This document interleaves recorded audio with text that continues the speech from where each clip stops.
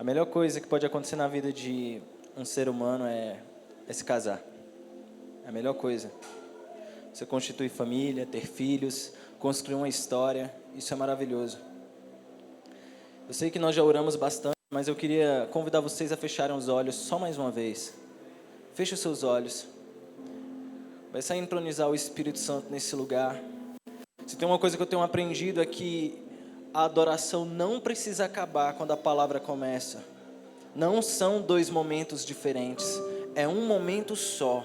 Esse culto inteiro é dedicado ao Senhor Jesus, é dedicado, ao Espírito Santo. Se precisar nem ter palavra e deixar que o Espírito Santo flua, que flua. Somos nós que estamos submissos aos interesses dele. E não ele está submisso aos nossos interesses. Então, Espírito Santo de Deus, vem Deus, vem nesse lugar e começa a compor uma atmosfera de graça, uma atmosfera de poder, uma atmosfera de unção. Toca, Senhor Jesus, os nossos corações agora, Deus. Eu me recuso a voltar para casa da mesma forma que eu cheguei aqui. Mesmo que eu tenha chegado bem, eu quero chegar em casa cheio, carregado da sua presença, carregado do seu poder. Porque Espírito Santo, todo esse ano foi carregado nas costas, Deus, com muita dificuldade. Mas Pai, ainda assim te adoraremos, ainda assim nos entregaremos a Ti. Então vem, Jesus, toca, Senhor, os nossos corações, vai lavando, vai purificando, vai reorganizando todas as bagunças, Deus, que nós fomos fazendo no nosso coração. Existe um trono no nosso interior dedicado ao Senhor. Nós te adoramos, Jesus, nós te adoramos. Abra a sua Bíblia no livro de Cantares.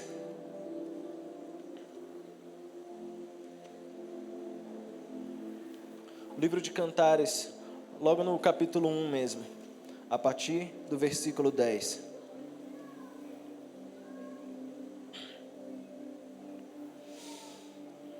Cantares, capítulo 1, verso 10. A palavra diz assim: agradáveis são as tuas faces entre os teus enfeites,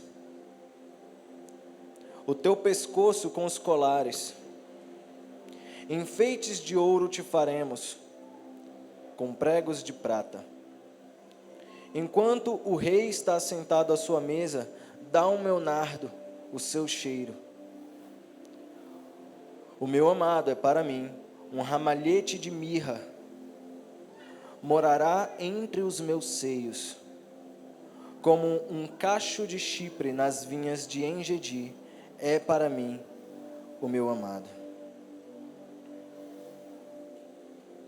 Eis que és formosa, ó amiga minha, eis que és formosa, os teus olhos são como os olhos das pombas. Eis que és gentil e agradável, ó amado meu. O nosso leito é viçoso, as traves da nossa casa são de cedro, as nossas varandas de cipreste. Amém? Eu já falei isso aqui uma vez e eu vou repetir. Como é difícil você ser o último a pregar em uma série. É muito difícil. Porque quando o pastor Tiago decidiu que a série do mês de novembro seria Eclésia, eu já estava com todos os textos na ponta da minha língua.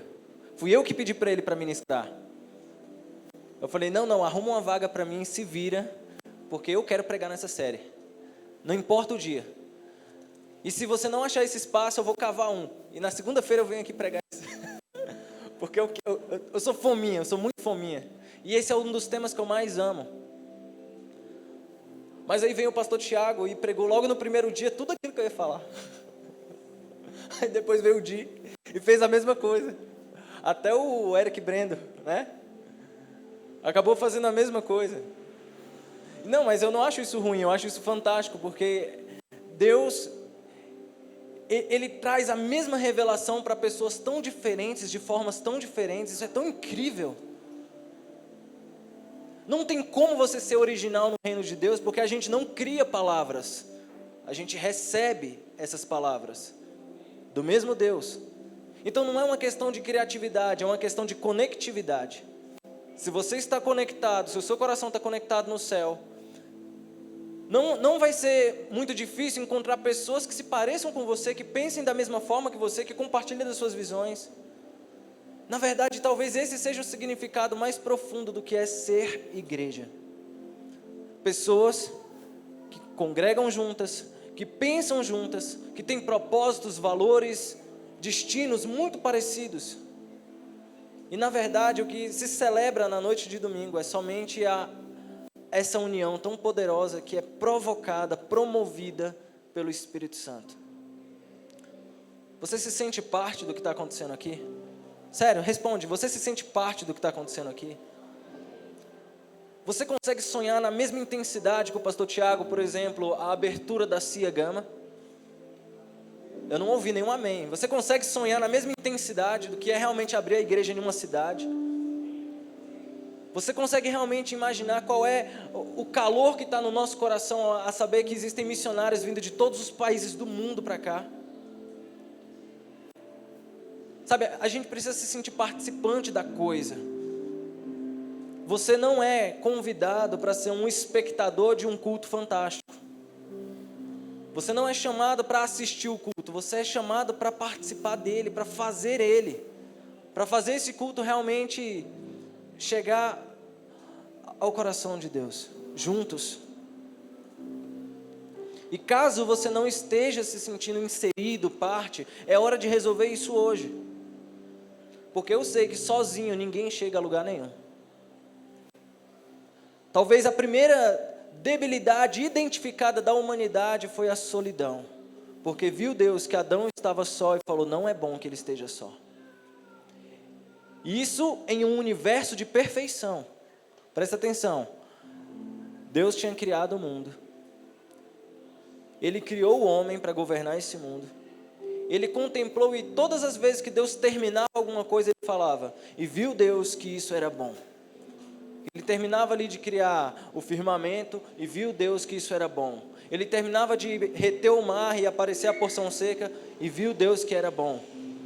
Ele cria os animais do campo, as árvores e viu Deus que era bom. Até o dia que ele olhou para Adão e falou, não é bom. Não é bom que ele esteja só. Eu preciso fazer para ele uma companheira. Às vezes a gente não entende como funciona a unidade de Deus, como Deus ele consegue ser 3 em 1. E a falta de entendimento sobre a Trindade revela muito mais sobre nós do que sobre Ele. Porque é como se nós não soubéssemos essa essência do ser um. E é por isso que na última oração de Jesus, lá em João 17, ele fala, Pai, eu oro para que eles sejam um, assim como eu e você somos um.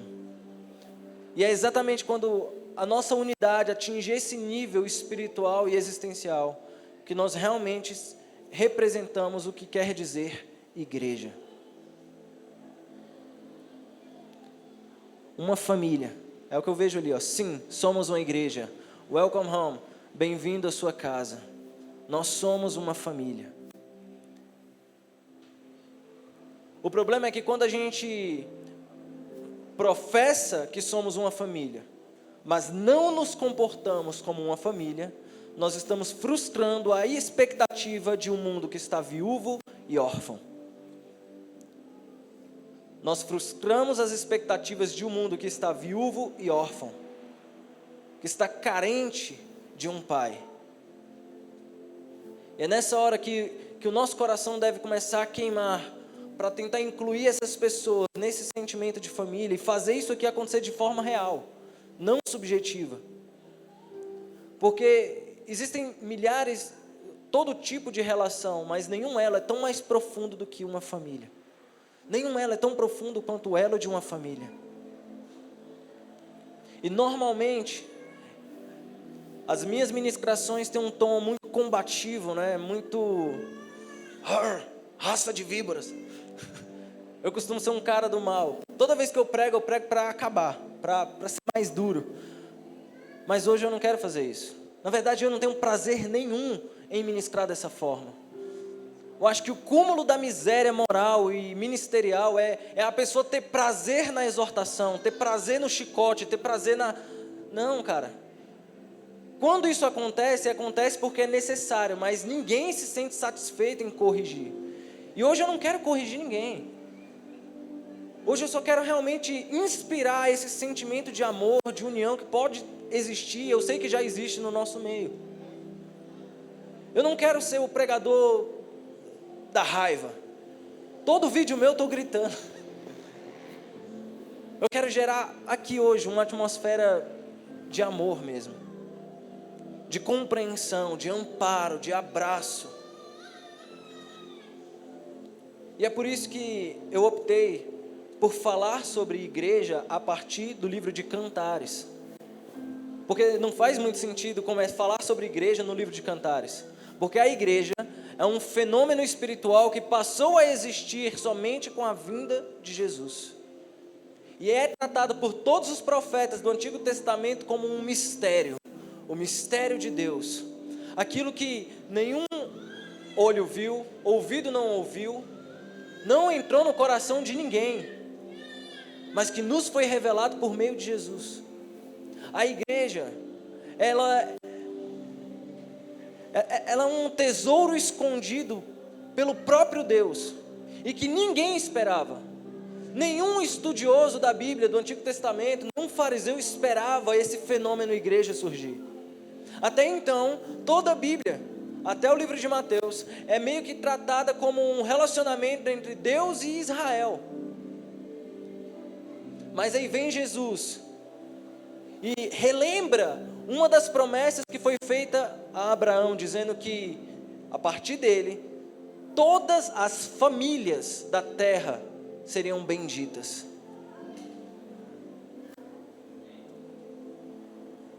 Deus, ele não tem nacionalidade. Onde estiver um filho perdido, ele vai por meio da sua igreja para buscar e para transformar em filho. Vocês estão me entendendo? E por que eu abri esse livro de Cantares? Cantares é o livro mais difícil de se interpretar da Bíblia. É o livro mais difícil de se interpretar, mais até do que Apocalipse. Especialmente porque, apesar de todos os símbolos, sabe, de toda a forma ali que é feito, o livro ele é basicamente uma canção. E é especialmente essa licença poética que ele usa em vários trechos que causa confusão na nossa mente. Mas é um livro belíssimo. Quase que ele não entra no cânon bíblico por conta do seu conteúdo estranho. Mas aprove a Deus deixar ele para nós, porque ele tem mensagens muito profundas para falar de amor. Eu mesmo nunca tinha ouvido alguém falar sobre cantares fora de um culto de casais, ou de um encontro de casais. Mas esse livro ele não existe para funcionar somente a partir dessa plataforma, mas do espiritual mesmo. O livro de Cantares foi escrito pelo rei Salomão, na flor da sua juventude. E no livro conta a sua história de amor com uma mulher chamada Sulamita.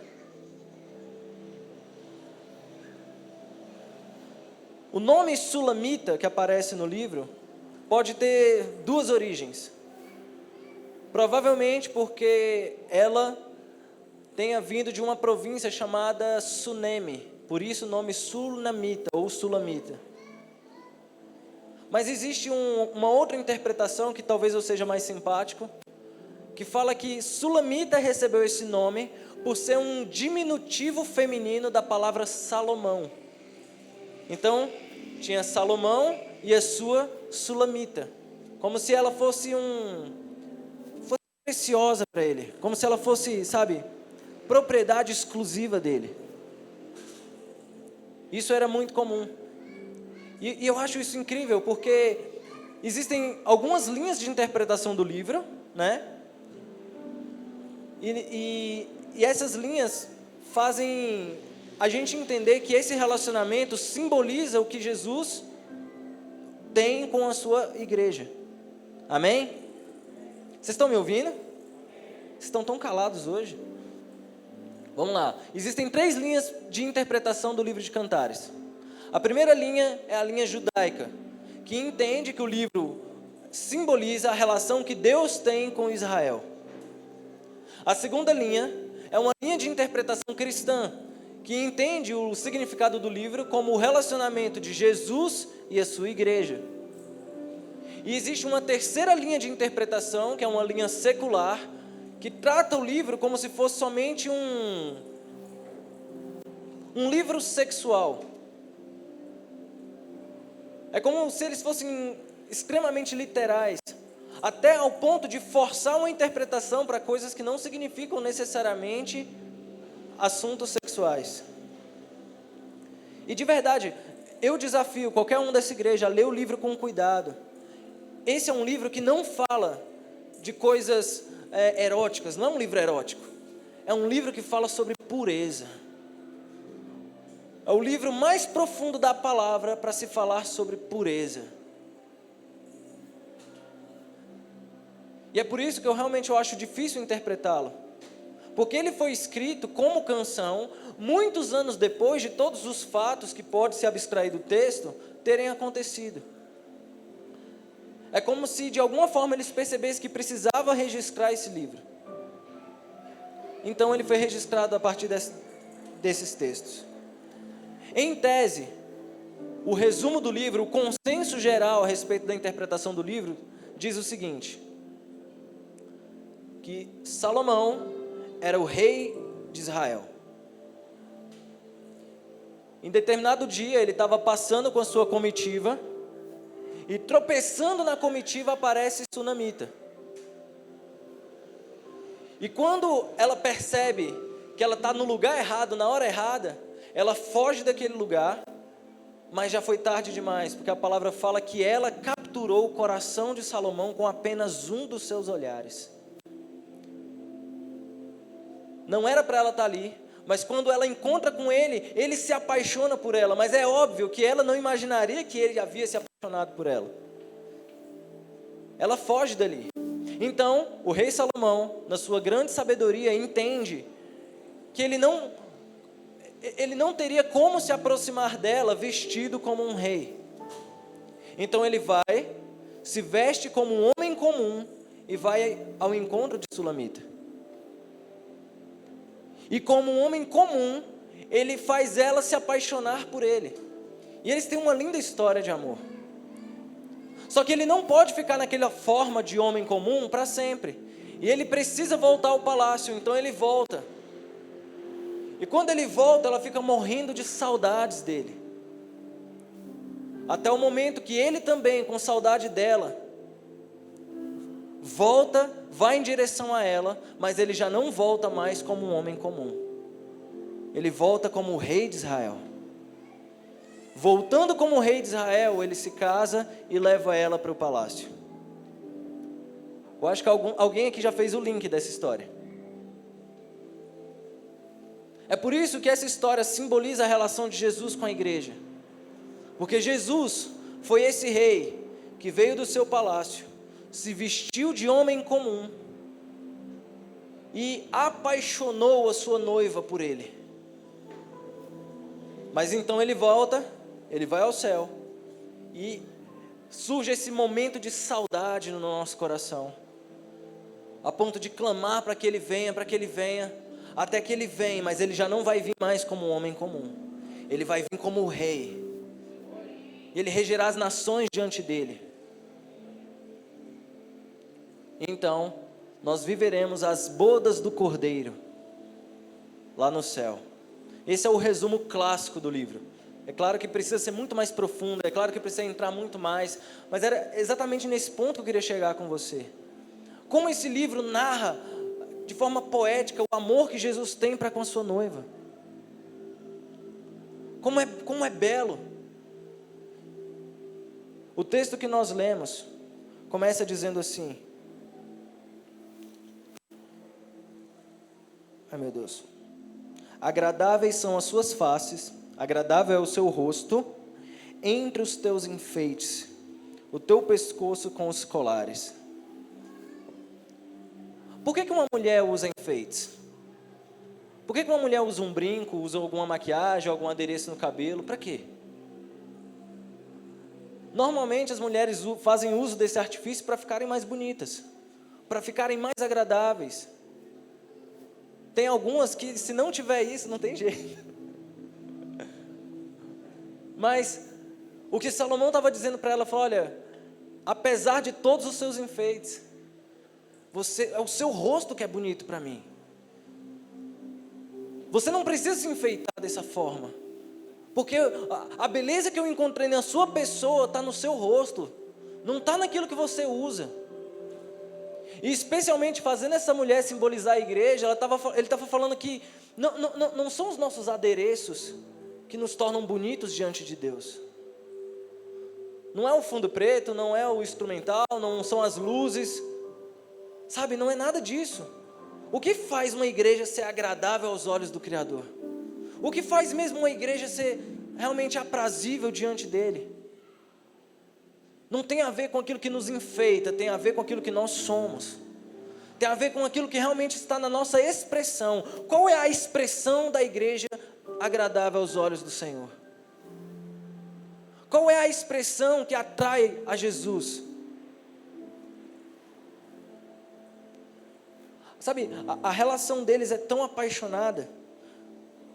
Quando ela coloca bem assim, no versículo 13: o meu amado é para mim como um ramalhete de mirra, que morará entre os meus seios. Sabe por que eu não gosto da interpretação secular? Porque ela deixa isso aqui chulo. Ela vulgariza aquilo que na verdade é belo. Porque fala sobre seios, meu Deus, a mente das pessoas é tão pornográfica que já imagina coisa errada, mas não tem nada a ver com isso. Algumas versões, talvez na versão da sua Bíblia, esteja a palavra sactel. Aparece na Bíblia de alguém aqui? A palavra sactel. Era mais ou menos assim que funcionava.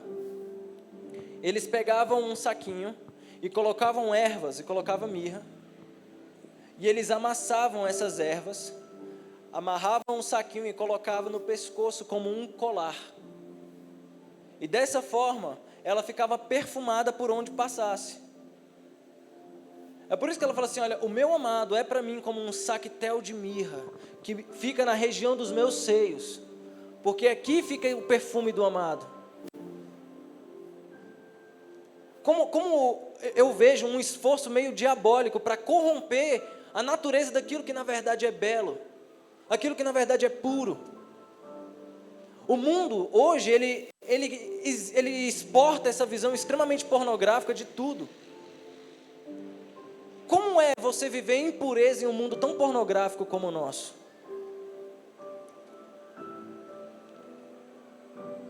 Nesse momento ele vai conquistando Sunamita, ele vai, sabe, existem uma troca de elogios que talvez no nosso tempo não sejam tão interessantes. Do tipo: ó, minha amada, você para mim é como uma égua. Uma égua, gente. Você parece a égua dos carros de Faraó.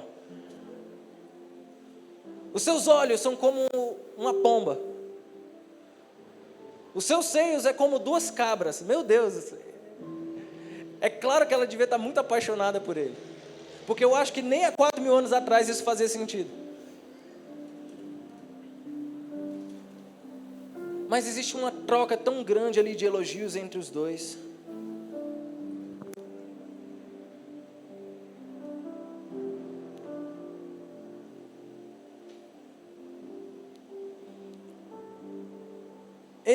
Esse livro, ele é importante para o rei Salomão, especialmente porque talvez essa foi a única relação verdadeira que ele teve na vida.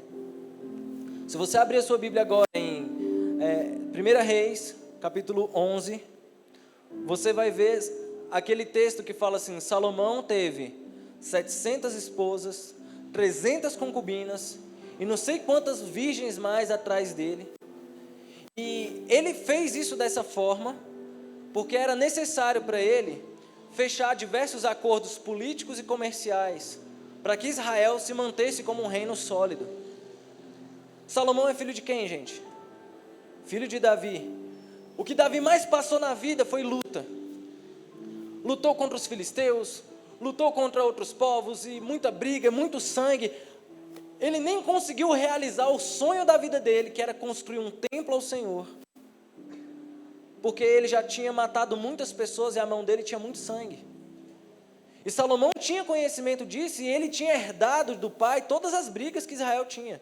Então, no lugar dele levantar um exército e brigar e acabar morrendo muitas pessoas, ele se casava com as filhas dos reis da outra nação. E ele chegou a um estado de paz tão grande que ele é conhecido no Antigo Testamento como o príncipe da paz. Salomão era o príncipe da paz. Ele se casava, mas nunca eram relações verdadeiras, era sempre baseado em política e em economia. Agora, quem é Sunamita? Sunamita não era ninguém. Sunamita era uma moça, negra, simples, jovem.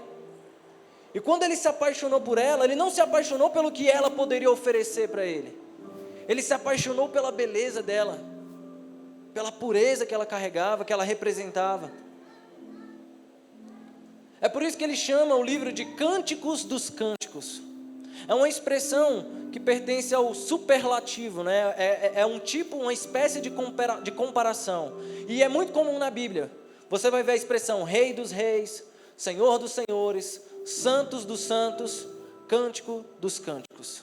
Ele estava falando, existe um lugar santo, mas existe um lugar que é mais santo do que todos os outros lugares.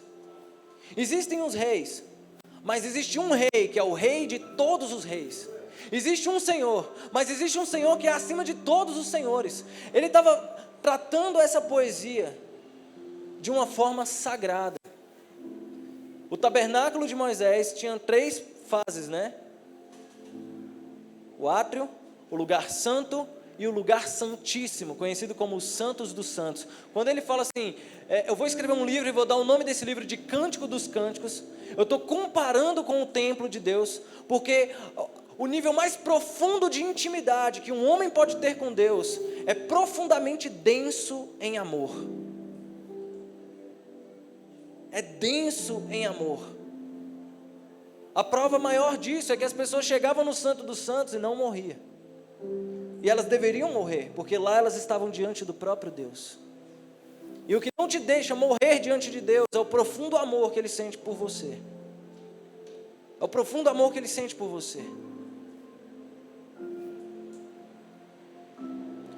Há muito tempo atrás eu ouvi um pastor brasileiro que é conhecido por falar muita abobrinha. Ele prega bem, mas ele fala algumas abobrinhas às vezes.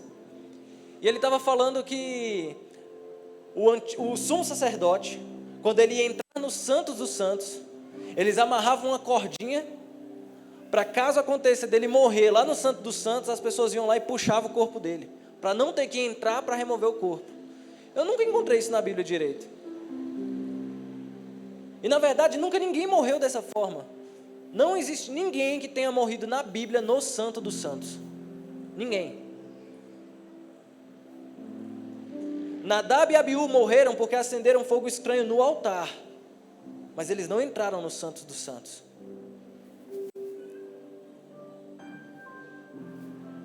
Na verdade, esse é o grande desafio da vida.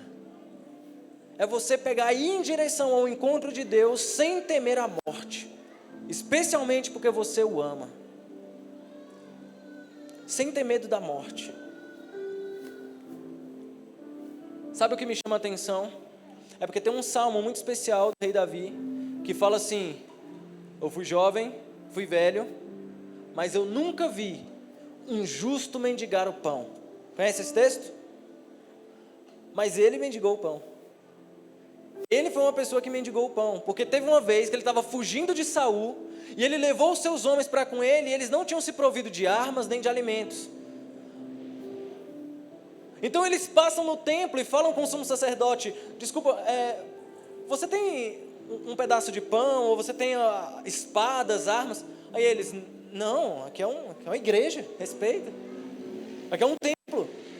Nós não temos armas. Somente aquela espada que você usou para cortar a cabeça de Golias. E o pão, nós só temos o pão sagrado da proposição, que fazia parte do ritual. E Davi falou, serve? Esse aí serve, pode ser. Ele não podia fazer isso. Ele não podia comer daquele pão. Aquele pão era exclusivo para os sacerdotes, era exclusivo para o ritual. Mas ele falou, não, eu quero desse pão aí. E acabou comendo ele e os seus soldados. E Davi morreu? Davi não morreu. Porque na verdade, Davi estava amparado por uma atmosfera de amor. Davi estava amparado por uma atmosfera de amor, que não permitiu que ele morresse. Tem até um episódio engraçado, onde Jesus começa a falar com os fariseus, e os fariseus encrencam com Jesus por ele estar colhendo no sábado. Na verdade, os discípulos estavam colhendo no sábado. Aí ele falou assim, peraí, você não viu o que fez Davi? Quando ele entrou no templo e comeu do pão da proposição que não lhe era lícito comer? Vocês não entenderam o amor do meu Pai. Volta, reaprende o que significa misericórdia quero e não sacrifícios. Olha a expressão de Jesus. Reaprende o que significa misericórdia eu quero e não sacrifícios. Vocês não entenderam o amor do meu Pai. Deus lá do alto, Ele não está fiscalizando o que fazem ou não com o pão sagrado. Ele quer saber se com o sagrado você consegue alimentar os famintos. Ele quer saber se com aquilo que Ele estruturou para que fôssemos, você consegue realmente sarar a fome daquele que tem fome. Porque isso é ser igreja. Um dos episódios que mais me chama a atenção, aqui no livro de Cantares, acontece a partir do capítulo 2, né? Que é quando esse rei se afasta, e ela está queimando de saudade por ele. Então passa uma estação inteira, porque na verdade não foi assim imediato, passa uma estação inteira, até que ele fala assim, levanta-te, amada minha, pomba minha, e vem, porque agora a primavera chegou, a estação mudou, agora eu já ouço a voz dos pássaros, vem, amada minha. O tempo da saudade passou, e ele volta para ela. Dá uma olhada no capítulo 3, verso 1, que diz assim, de noite busquei em minha cama aquele que me ama, busquei-o e não o achei. Levantar-me-ei, pois, e rodearei a cidade pelas ruas, pelas praças, buscarei aquele a quem ama a minha alma. Busquei-o e não o achei. Acharam-me os guardas que rondavam pela cidade, e eu perguntei-lhes, viste aquele que me ama? Viste aquele que ama a minha alma? Apartando-me eu um pouco deles, logo achei aquele a quem ama a minha alma. E o detive, até que o introduzi à casa da minha mãe, na câmara daquela que me gerou. Conjuro-vos, ó filhas de Jerusalém, pelas gazelas e servas do campo, que não acordeis nem desperteis o meu amor, até que queira. Olha só que trecho interessante da história. É um momento onde ela está inquieta. Ela está inquieta com a ausência do seu noivo, com a ausência do seu amado. E ela não consegue dormir. Ela não consegue dormir, então ela tem uma brilhante ideia de Jerico. Eu vou levantar e vou procurar o meu amado no meio da cidade, a essa hora da noite. Quem é capaz de captar o simbolismo disso, percebe que se trata de um tipo de igreja que anseia pela volta de Jesus. E acaba procurando ele nas trevas. Anseia pela volta dele. E vai procurando em desespero, porque o desespero não te faz pensar de forma racional.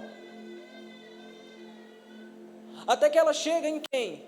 Ela chega em 2 guardas reais. Ele fala assim: você viu aquele que me ama? Você viu o amado da minha alma? Você viu ele? E eles não entendiam do que ela estava falando, porque ela estava falando no idioma da intimidade. Talvez se ela falasse assim: você viu o rei Salomão? Talvez eles teriam informação para dar para ela. Mas ela perguntou: você viu aquele que me ama? O amado da minha alma? E eles não sabiam. E o curioso é que os guardas da cidade estavam guardando a vida do próprio rei Salomão. Eles estavam trabalhando para o rei, sem saber como se relacionar com ele de forma íntima. E na verdade, esses soldados também representam um tipo de igreja. Aquela que está servindo, que está fazendo, mas não conhece ele. Talvez não pelo idioma da intimidade. Existem muitas igrejas que conhecem Jesus, que conhecem o Deus da glória, mas que na verdade não conhecem o Pai. Não conhecem. Igrejas que na verdade representam ali, estão servindo bem, estão de guarda, estão de prontidão, mas na verdade não conhecem intimamente o Senhor. E esse é o desastre. O desastre da nossa geração são igrejas que já estão divorciadas do Espírito Santo, porque aprenderam a fazer um excelente culto sem Deus. Aprenderam. No tempo dos meus pais a gente dizia que era impossível, mas eu digo, é perfeitamente possível. Enquanto tiver fumaça, luz e teclado, você consegue fazer um culto excelente sem Deus.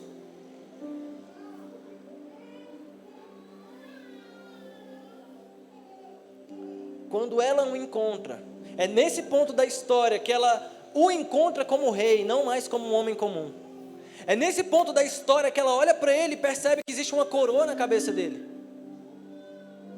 E aquilo não fez diferença nenhuma, porque na verdade quem está apaixonado pelo que a pessoa é, e não pelo que a pessoa tem. Ela encontrou o rei Salomão, mas ela reconheceu que se tratava da mesma pessoa pelo cheiro. O meu amado está banhado de mirra. Eu tenho um pouco do cheiro dele no meu coração. Lembra? Aquele saquetel de ervas que está no meu peito. Sempre que eu sinto aquele perfume, eu me lembro do meu amado. Foi farejando a presença de Jesus por toda a cidade, até encontrar. E quando o encontrou, ela falou: você vai para minha casa, porque a gente vai formalizar esse casamento. Eu não aguento viver longe de você. Sabe, a verdadeira igreja é aquela que anseia por Jesus, pelo retorno dele. Ela anseia pelo retorno de Jesus.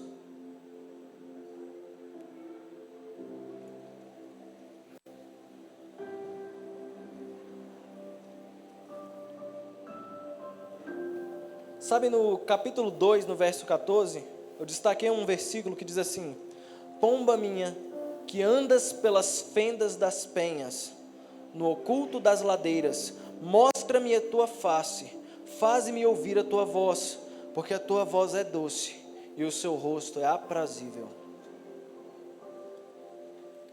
O que ele estava dizendo? Pomba minha, você é como uma pomba que anda pelas penhas, ou seja, imagine um passarinho andando na beira de um penhasco. Ele falou: a sua inocência te faz correr muitos riscos, pomba minha. A sua inocência te faz correr muitos riscos.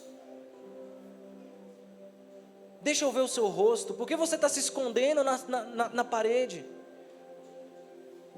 A tua voz é doce. Sabe, o nosso Senhor, Ele nos conhece pelo nosso rosto, Ele nos conhece pelo nosso cheiro, Ele nos conhece pela nossa voz.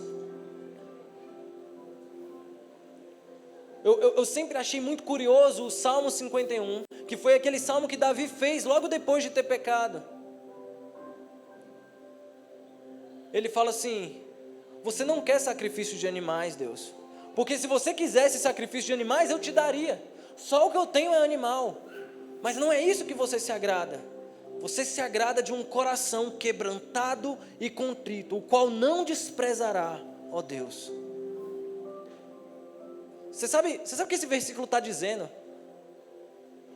Esse versículo chega muito perto de uma heresia até, porque ele fala assim: olha, você não despreza, você não resiste um coração quebrantado e contrito. É a primeira coisa na Bíblia que desafia a resistência do onipotente. É como se ele não pudesse. Mas Deus é onipotente, mas ele fala, um coração quebrantado e contrito, eu não resisto. Eu amo um coração quebrantado e contrito, eu amo. Eu faço o céu inteiro ficar em silêncio para ouvir a voz de um adorador. É por isso que ele fala, a sua voz é doce. A sua voz é doce, pomba minha. Passa o capítulo 3. E eu já vou até ir para o capítulo 5. Onde ele diz assim: eu dormia. 5 verso 2. Mas o meu coração velava. Eis a voz do meu amado que estava batendo. Cara, isso me chama muito a atenção. Lembra daquele versículo? Eis que estou à porta e bato. Se alguém ouvir a minha voz, eu entrarei e cearei com ele. Lembra desse texto? Aí esse versículo está dizendo: eis a voz do meu amado que estava batendo, dizendo: abre, irmã minha, amiga minha, pomba minha, minha imaculada, porque a minha cabeça está cheia de orvalho, e os meus cabelos das gotas da noite. Já despi as minhas vestes, como as tornarei a vestir? Já lavei os meus pés, como tornarei a sujar? O meu amado meteu a sua mão pela fresta da porta, e o meu coração estremeceu por amor dele. Eu me levantei para abrir ao meu amado, e as minhas mãos destilavam mirra, e os meus dedos gotejavam mirra sobre as aldravas da fechadura. Eu abri ao meu amado, mas já o meu amado se tinha retirado, e se tinha ido. A minha alma tinha se derretido quando ele falara. Busquei-o e não o achei, chamei-o e não me respondeu. Acharam-me os guardas que rondavam pela cidade, e espancaram-me, e feriram-me, e tiraram-me o meu manto. Os guardas do muro. Conjuro-vos, ó filhas de Jerusalém, que se achardes o meu amado, lhe digais que eu estou enferma de amor. Cara, esse texto é tão poderoso. Mas ele faz um contraste muito esquisito com o capítulo 3 que nós lemos. Porque no capítulo 3, era de noite, e ela estava ansiosa e inquieta na cama. E essa inquietação fez ela se levantar e desafiar os perigos da noite para encontrar o seu amado. Mas no capítulo 5, é o amado que está inquieto. É ele que na verdade está com saudades, está com vontade de encontrá-la. Então ele desafia a noite, chega na porta dela e bate. Mas aquela mesma sulamita que no capítulo 3 estava com saudades e fazia qualquer coisa pelo seu amado, agora demonstra um pedaço de preguiça. Um pouquinho de preguiça. Fala, mas eu já tirei a roupa. Eu já me despi. Isso é hora. Então o que ela faz? Ela vai se aprontar. Ela vai se preparar. Ela se banha de mirra. A Bíblia fala que os dedos dela gotejavam de perfume. E no momento que ela abre a porta, o amado já não está mais lá. Sabe, quanto tempo a gente perde se preparando, quando na verdade ele não quer o nosso adorno, ele só quer a nossa presença. Então a sensação que essa passagem me dá, é como se a gente estivesse aqui no culto, e demorasse 2 horas para passar o som, e demorasse muito tempo para começar a palavra, e para organizar as cadeiras, e para deixar tudo bonito. No meio do processo você até se estressa fazendo. Tipo, passa essa nota direito, liga isso aqui, limpa o chão direito, faz isso direito. Aí você acaba gerando um ecossistema tão ruim. Aí dá 7 horas, vamos começar o culto. Com que coração você começa esse culto? De que forma você começa esse culto? Cara, tem que fugir da nossa mente essa ideia de que a gente pega uma cadeirinha, coloca para Jesus aqui e fala: Jesus, a gente vai fazer um culto para você, em sua homenagem, então fique aí quietinho, que a gente está preparando tudo, e daqui a pouco o espetáculo começa. Não é assim que funciona. Um culto a Deus não é feito para Jesus, é feito com Jesus, é feito com Ele. E a presença dele é o mais importante, porque se a energia acaba, se as paredes caem, se as cadeiras quebram, não importa, o culto precisa continuar, porque é o Senhor. E eu não estou falando o culto, movimento, sabe, liturgia. Eu estou falando no seu interior. As circunstâncias não podem impedir o seu coração de chegar ao coração dele. As circunstâncias não podem impedir você realmente se posicionar diante dele. Se preparou tanto, e quando abriu ele já não estava mais lá. Porque esqueceu o foco, perdeu o foco, esqueceu do essencial. Porque nada do que acontece aqui faz sentido se não for para ele. Em desespero, ela volta às ruas: cadê o meu amado? Onde está o meu amado? E ela encontra de novo os guardas da prisão. Da prisão não, os guardas da cidade. Só que dessa vez, eles violentam ela. Eles dão uma surra nela. Todo aquele preparo que fizeram, os guardas eles arrancaram o manto dela. Ela ficou tão desconsolada. Ela fez um clamor, filhas de Jerusalém, por favor, se vocês virem o meu amado, diga a ele que eu estou enferma de amor. Eu estou enferma de amor. Olha o que fizeram comigo. Aí, o texto continua falando assim: o que é teu amado diante de tantos amados? Ai, que desespero é esse? O que é o seu amado diante de todos os amados?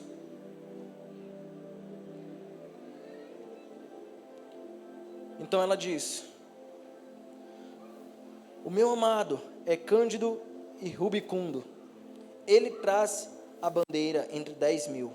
A sua cabeça é como o ouro mais apurado. Os seus cabelos são crespos, pretos como o corvo. Os seus olhos são como os olhos das pombas, junto às correntes de água, lavados em leite posto em engaste.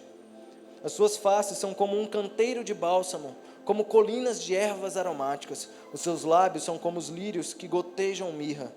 As suas mãos são como anéis de ouro, que tens engastadas as turquesas. O seu ventre é como alvo marfim, coberto de safiras. As suas pernas como colunas de mármore, fundadas sobre bases de ouro, ouro puro. O seu aspecto como o Líbano, excelente como os cedros. O seu falar é muitíssimo suave. Sim, ele é totalmente desejável. Tal é o meu amado, tal o meu amigo, ó filhas de Jerusalém. Olha só, existem alguns pontos da Bíblia que me chamam muita atenção por fazer uma descrição de Jesus. Um desses pontos é quando está lá Sadraque, Mesaque e Abednego, né, que é Ananias, Misael e Azarias, na fornalha sendo jogado por Nabucodonosor, até que ele enxerga um quarto homem. Ele fala assim: ei, eu estou vendo um quarto homem lá na fornalha, mas o seu aspecto é como o filho dos deuses. Ele é extremamente brilhante. E era Jesus lá na fornalha com eles. Me chama a atenção a visão que Pedro, João e Tiago tiveram no Monte da Transfiguração de Jesus, que viram ele completamente glorificado, falando com Moisés e com Elias. Me chama a atenção lá em Apocalipse, no capítulo 1, quando João escuta uma voz, ele vira para ver quem é e ele fala: ele tem olhos como chama de fogo, ele tem pés como latão reluzente, seu cabelo é branco como a lã branca. Eu amo essas descrições de Jesus, que removem do nosso imaginário aquela ideia de um cara crucificado. Eu amo. E essa é a primeira vez que eu me deparei com esse texto, de que é uma descrição de Jesus o que ela falou. É uma descrição, é uma das descrições de Jesus que você acha na Bíblia. O meu amado, ele tem os lábios como a escarlate, as suas pernas são como 2 torres. Ele é um homem forte, valente, e ela vai descrevendo ele, eu acho tão bonito. Mas olha só o que ele fez ela passar. Por causa da ausência dele, ela apanhou, e apanhou bastante, e sofreu. E chegou um momento onde a vida questionou se ela continuaria amando o amado dela, apesar da ausência dele. E ela fala: o meu amado? É evidente que eu vou continuar amando o meu amado. Não importam as feridas, não importam as cicatrizes daquilo que fizeram comigo. Quem fez isso comigo trabalha para ele, sem saber quem ele é. Eram os guardas da cidade. Exatamente como muitas igrejas que hoje são máquinas de ferir pessoas.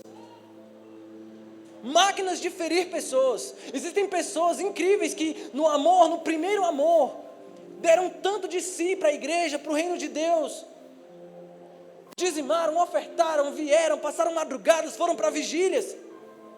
Serviram a Deus de todas as formas e em algum momento elas não foram reconhecidas, elas foram maltratadas, julgadas, talvez tiveram seus pecados jogados na cara.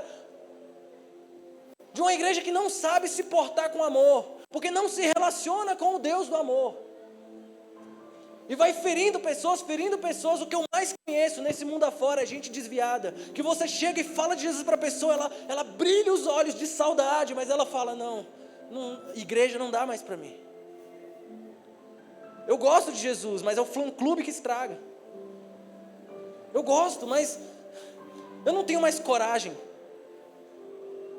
Nossa, eu conheci tantas meninas que adoravam o Senhor, aí tiveram uma recaída, acabaram transando com o namorado ou fazendo alguma besteira, e elas foram descobertas e nunca mais pisaram o pé na igreja, porque ela estava fugindo dos olhares de julgamento que os próprios membros da igreja fazem. Eu discipulei por 1 ano um homossexual.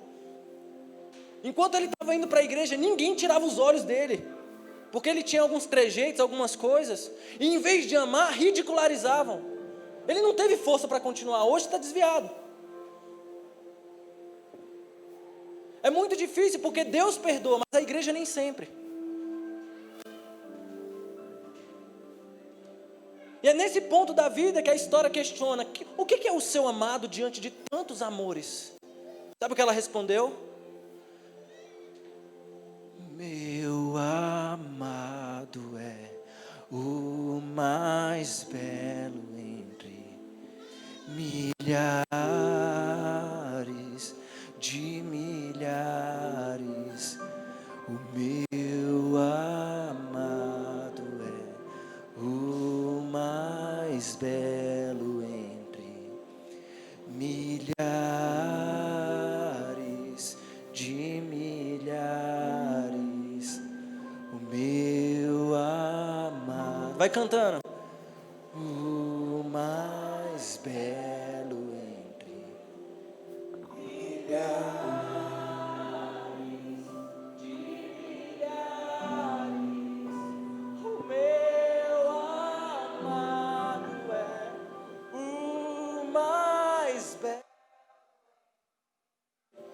milhares.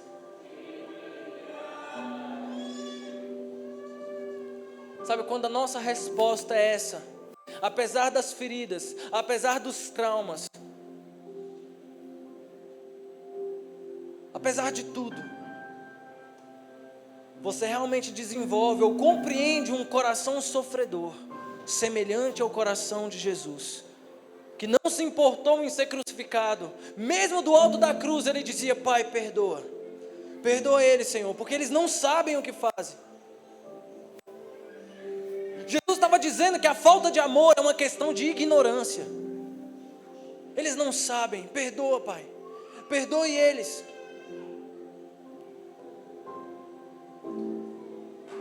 O amor tão profundo entre os dois a redimiu. Ela encontra o seu amado. O texto vai continuando.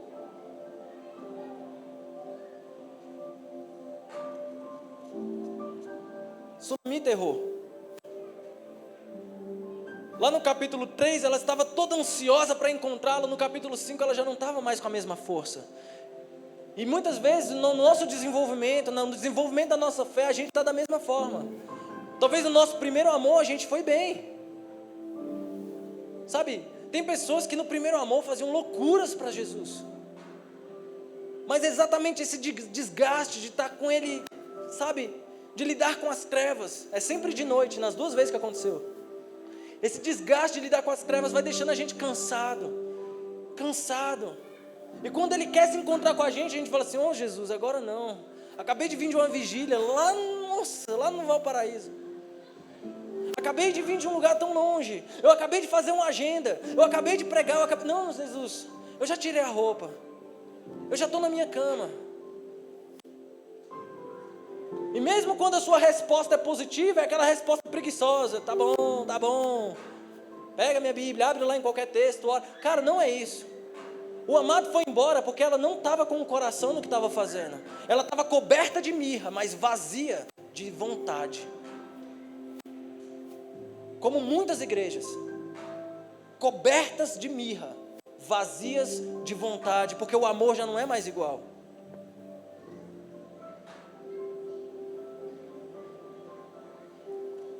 Sabe, me chama muita atenção que um dos elogios que Salomão fez para a Sulamita na história era assim: a minha amada tem os seios como duas cabras monteses.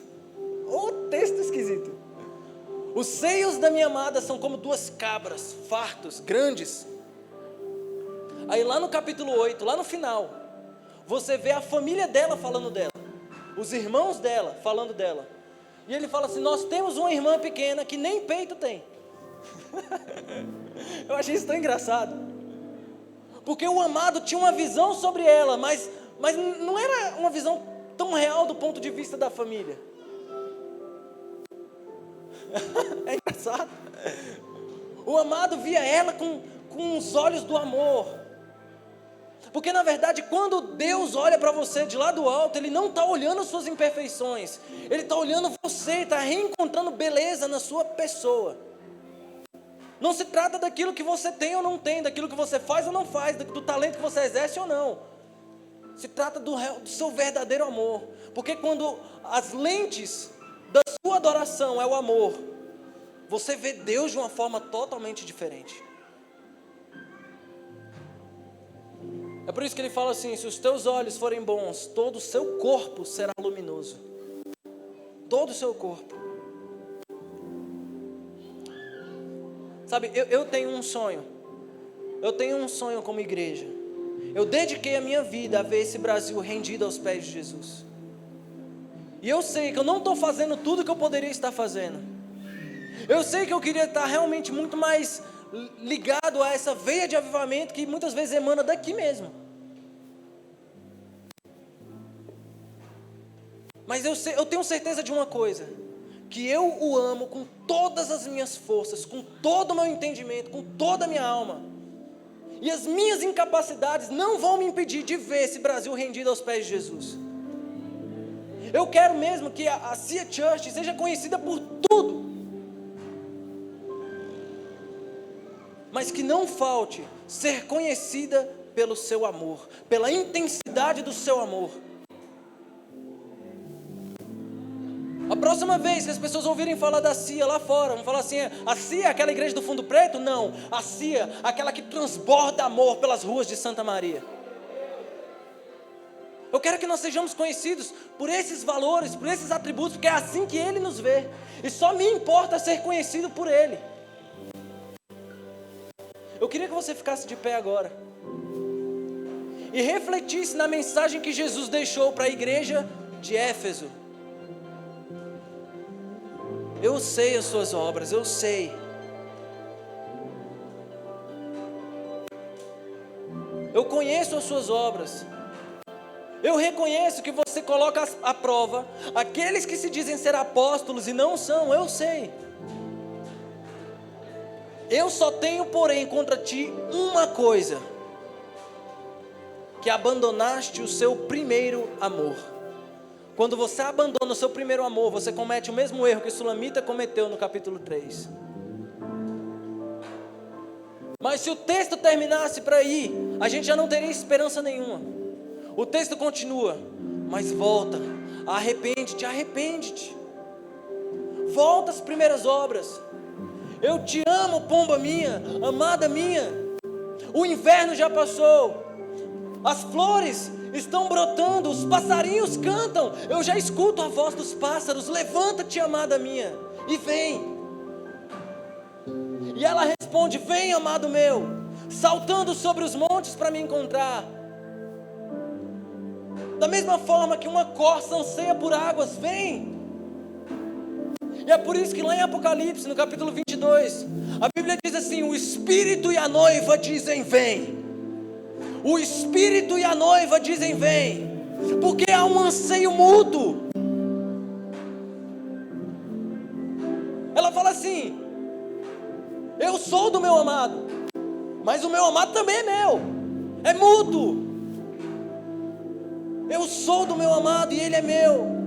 E eu estou enferma de amor. Volta, volta, Jesus, volta. Eu anseio pelo seu retorno. Maranata, a hora vem, Jesus. Vem, Senhor, vem, Senhor Jesus. Comece a adorar Jesus, comece a orar nesse momento, comece a orar, comece a engrandecer o nome dEle. Comece a botar palavras apaixonadas de adoração na sua boca agora.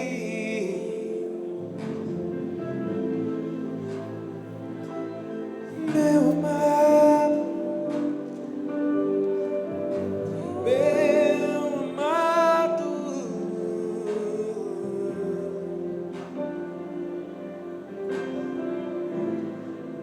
meu amado, é o mais belo entre os milhares,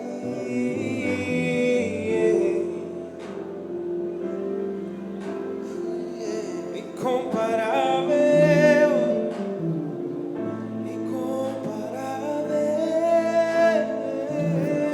Santo de Deus, vem. Vem, Espírito Santo de Deus.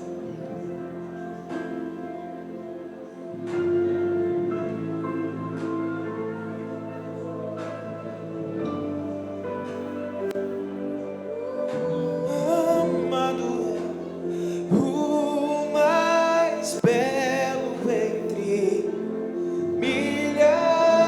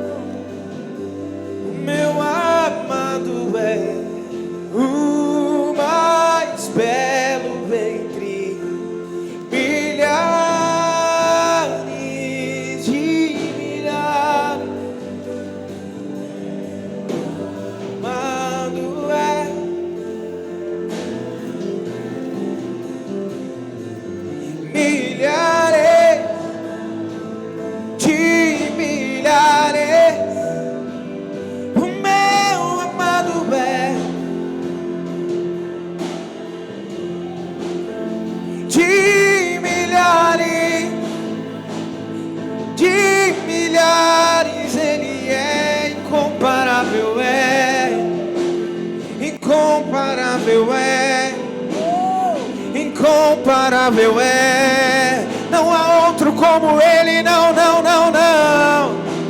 Incomparável é Jesus, incomparável é. Meu orgulho me tirou do jardim. Colocou jardim em mim. Se eu vendesse tudo que tenho em troca de amor, eu faria.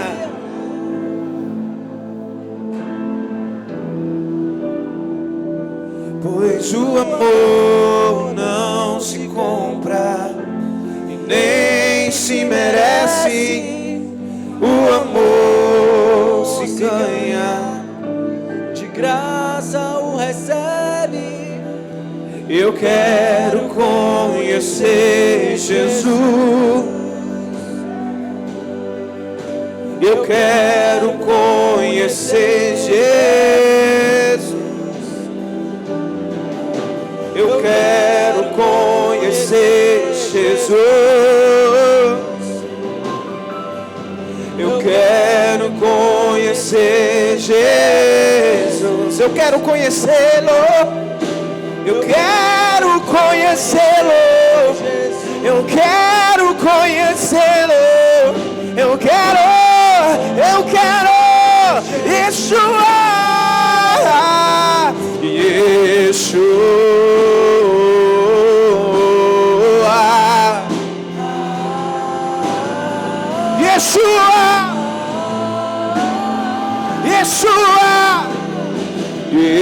Yeshua.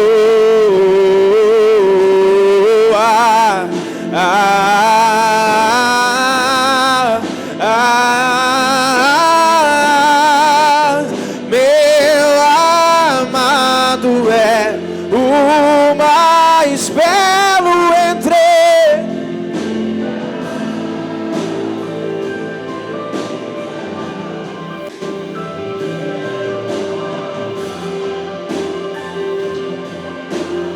entre os milhares de milhares. Eu quero conhecer Jesus. Eu quero conhecer Jesus. Quero conhecer. Quero conhecê-lo. Eu quero ver face a face o meu Deus. Eu quero conhecer. Eu quero conhecer Jesus, Jesus. O meu amado é de milhares de milhares.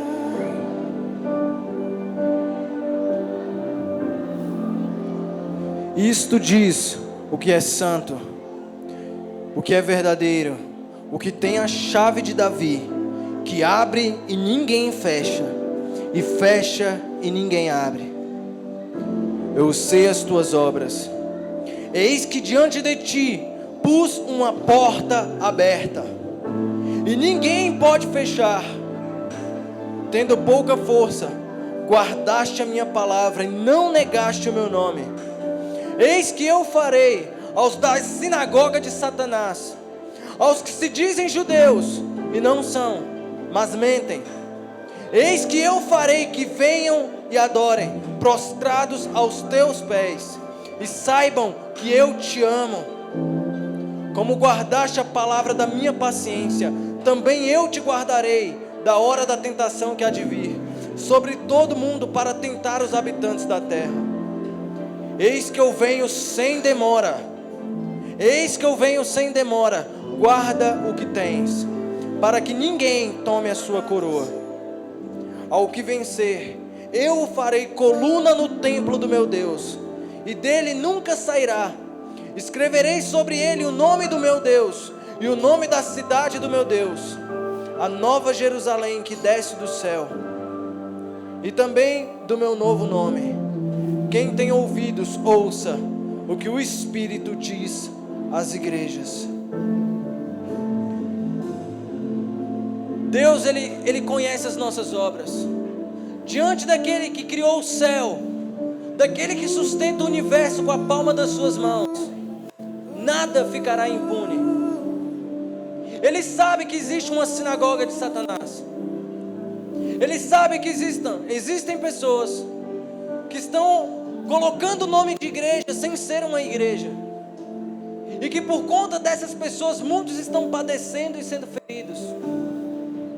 E quando eu falo isso, eu não estou acusando ninguém, porque todos nós estamos subjugados a essa possibilidade.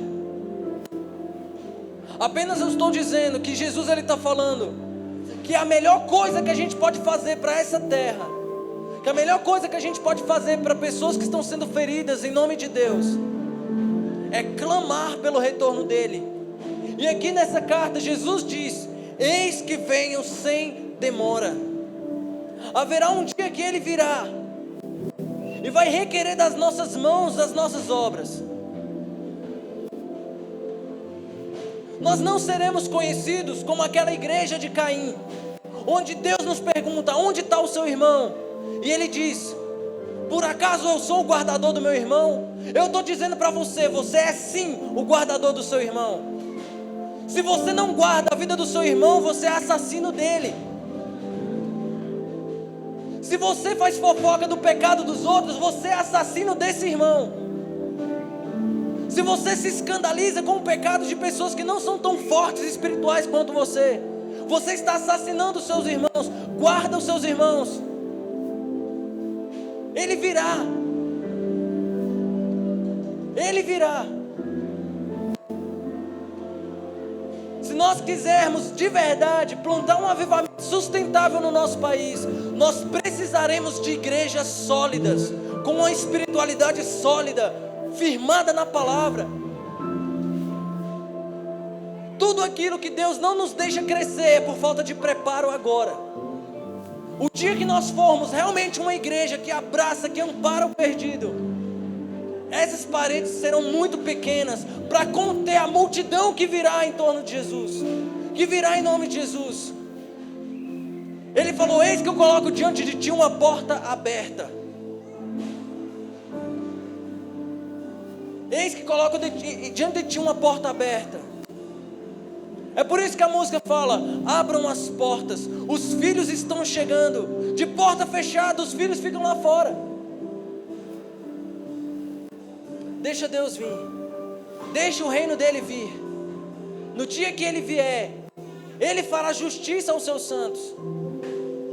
E a sua igreja, a sua amada igreja, estará lá no céu celebrando um casamento com ele. Porque é para isso que nós vivemos em intimidade. Porque o céu será só a continuidade daquilo que você já vive aqui. Se você é incapaz de viver em intimidade com Jesus aqui, você não viverá com Ele lá. Então o momento é agora. Canta do fundo do seu coração: o meu amado é muito mais belo. O meu